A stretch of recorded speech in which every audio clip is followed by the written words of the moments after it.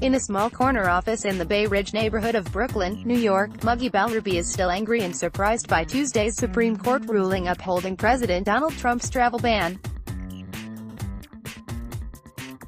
The ban, which originally focused exclusively on Muslim-majority countries, is still derided as a Muslim ban by activists. "We didn't expect that the Supreme Court would uphold such a racist ban," he told Newsweek. "For me, I feel like our families are not welcome, which means we are not welcome." Yet the court's 5-4 ruling Tuesday held that Trump's travel ban was squarely within the scope of presidential authority. Trump has said the policy is not a Muslim ban, but a necessary safety precaution to be used against countries that don't comply with U.S. vetting standards. But his earlier statements focused on Islam. Without looking at the various polling data, it is obvious to anybody the hatred is beyond comprehension, Trump said when he first introduced the idea as a candidate in 2015. North Korea and some government officials from Venezuela were included in the final version of the travel ban, which was considered by the Supreme Court. They are the only two countries presently on the list that are not majority Muslim after Chad was removed for complying with vetting standards. For Al-Rubi, the ban is personal. His cousin lives in Yemen, one of the countries on the affected list. He is not a U.S. citizen, but was applying for a visa to join his family, Al-Rubi said. He sold his taxi back home. Al-Rubi said of his cousin's preparations.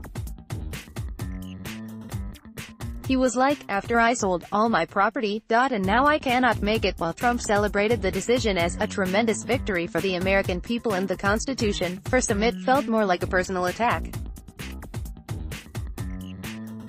"They cannot come to the United States because of an unjust and unconstitutional travel ban," Al-Rubi said. "Racist.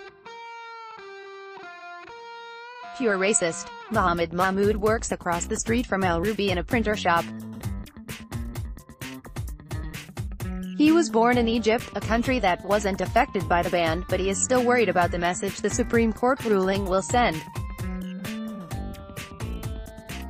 "This ban is not America," he said.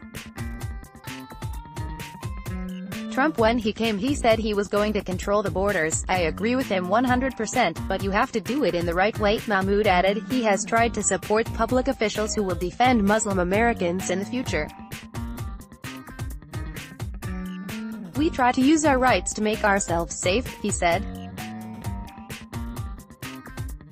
"I'm an American." Najib Mubarak, who works at Mubarak Travel, a small travel agency in Queens, is optimistic the ban will not hold.